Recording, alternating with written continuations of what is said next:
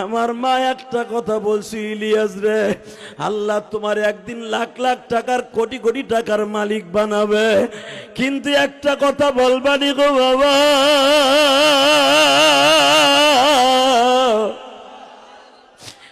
যদি আমি মা মারা যাই আমার কবরের পাশে বয়ে বয়ে একটু দোয়া করব।